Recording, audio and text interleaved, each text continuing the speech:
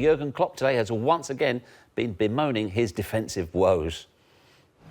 But if you would ask me, what would you prefer?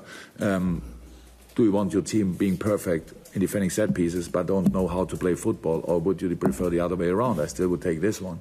So, and we are on it, how you can imagine, but I cannot do it and look at this. It makes the problem. In a moment, it feels like we solved it, but in the situation, you can see again and going back to old patterns, to how you do it. I don't know, did it a few weeks before. So that happens, and we need to get more natural in these things again, because it's really not that difficult.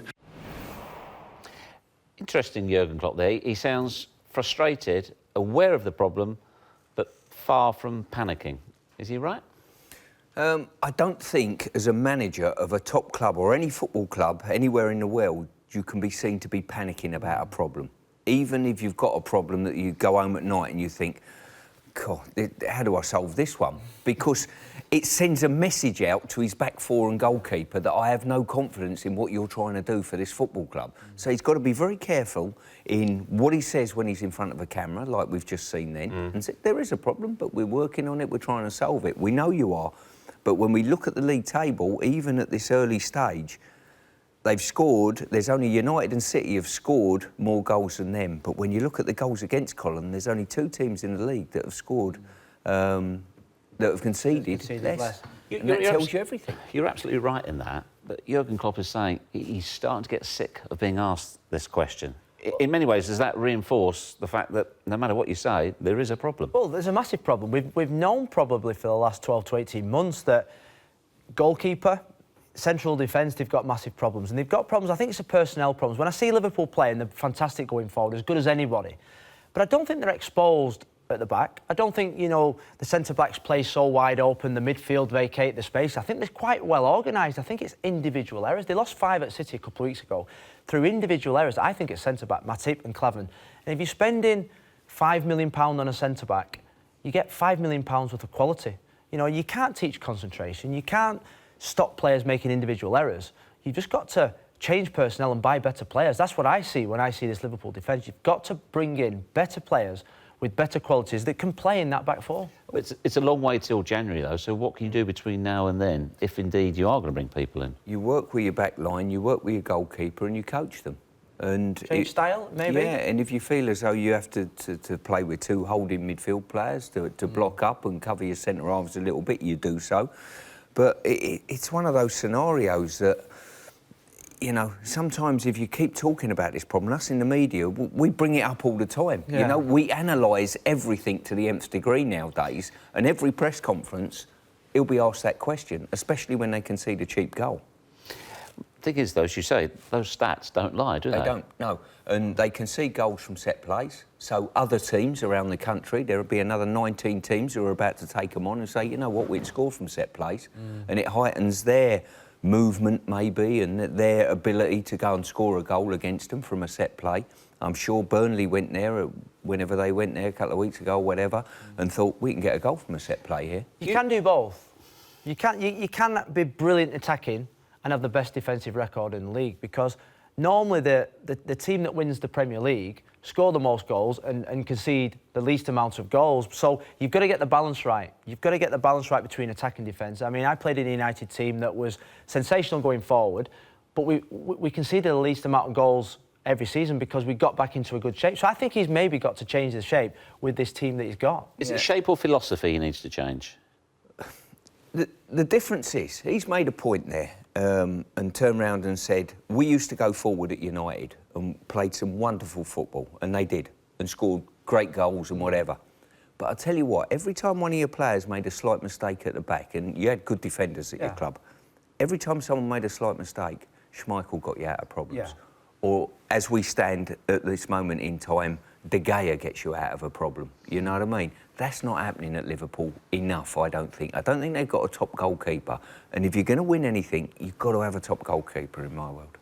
Also, as well, the fact he's played 3 different keepers already this season. Does that create uncertainty as well with your defence? I think the most you probably play is two. This day and age, you play one goalkeeper for every league game and probably every FA Cup and European game, and you play another one in the League Cup to keep his interest and keep his match sharpness, and that's how it works for the top teams. Is it wrong as well to pick out the back four and the keeper? Is it the approach? I mean, you mentioned perhaps having two holding midfield players. Is it the way the rest of the team defends too?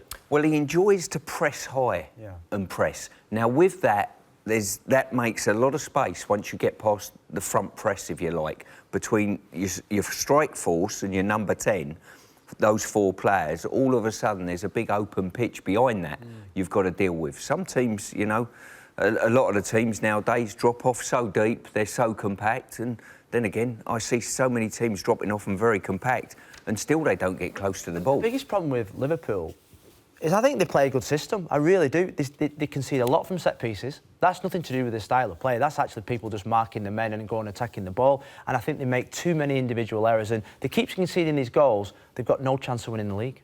When you look at the goals that they've conceded since Jurgen Klopp has been in charge against the top six sides, and a long way behind. Stats don't lie, do they? I love studying stats, league tables, you name it, and the stats tell you exactly everything. They give you a window to the problem at every club. Jurgen Klopp is an experienced coach, clearly an intelligent man. He will know this, he will have seen this. Are you surprised that, he hasn't fixed it, of course, but have you seen signs of the problem being addressed? This summer, Van Dijk potentially being sought and brought in at the heart of the defence, which we know they wanted to happen but didn't happen. So in that case, yes. I'm still a little bit flummoxed about the goalkeeping situation, you know. Who would you have bought a keeper? English keeper? I would have gone with Butland, I think, you know. I think he's of the right age, he's of the right experience now. I think he wouldn't be phased at Liverpool. And to be fair, Everton went after Pickford. I don't think Pickford for the here and now, but in a year or 2 years or 3 years' time, I think Pickford could be England's number one and a great asset at 25 million. I thought Van Dijk. I really did. From a team that, look, every time you see a Liverpool defender set piece, you think to yourself, they need someone that's going to go and attack the ball. And I thought Van Dijk had that presence in the central defence, maybe next to a Lovren, who they spent big money on. And I think they're missing that leader at the central defence. I really do. Every time there's a set piece, I think they're going to concede. Or they're going to concede a chance. Yeah, can I bring something to the table here? Of course. Every Saturday, when you watch a team defend a corner, the one person who heads that ball out the box the most is the centre forward. Whether it be Costa coming back to defend it, whether it be Alan Shearer, whether it be Andy Carroll, you name it, it's the centre forward. Last season came back and headed every single ball. Not man mark, attack the ball. They head the ball out. What I'm trying to say is, look at Liverpool's front three. Which centre forward's going to come back and head the ball out the box? Coutinho, Firmino, Mane, Sturridge? It's the Diddy men, isn't it, apart from Sturridge? Exactly. And in some ways, well, there's no doubt about it. I know statistically, if you see the centre forward, the big centre forward heads more out the box than any other player at most of the clubs. If you've got a decent header of the ball, they haven't up front.